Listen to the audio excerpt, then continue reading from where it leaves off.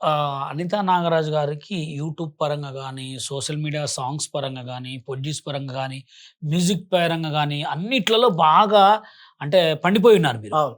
ఇప్పుడు చాలామంది గూడా 'రాను ముంబైకి రాను' సాంగ్ రిలీజ్ అయిన తర్వాత హ్మ్. అదేదో 4,00,00,000 ఇచ్చినాయి, 5,00,00,000 వచ్చినాయి అని జెప్పి ఇప్పుడు ఎవ్వరు పడితే వాళ్ళు పెట్టుబడి పెట్టి సాంగుల మీద చాలా పెట్టుబడి పెడుతుర్రు. ఆ! వాళ్ళకి మీరేం జెప్పాలనుకుంటున్నారు? వాస్తవంగా నేనొకటే చెప్తా. హ్మ్.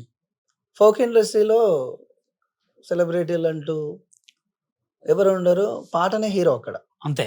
ఆడియో బాగుంటేనే నీకు వీడియో చూస్తారు. వీడియో జూస్తారు. నువ్వు ఆడియోకు నాణ్యత పాటకు అప్పుడు 500 అంతే. మ్యూజిక్కు. అంతే. 8 పాటలలో నా బడ్జెట్ ఆయన మా అన్న రవణ 3,000 తీసుకున్నంటే 500 నా పాట 500 కాస్ట్. అవును.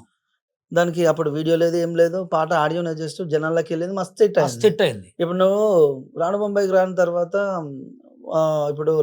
1,00,000 పెడితేనే పాట హిట్ అయితది.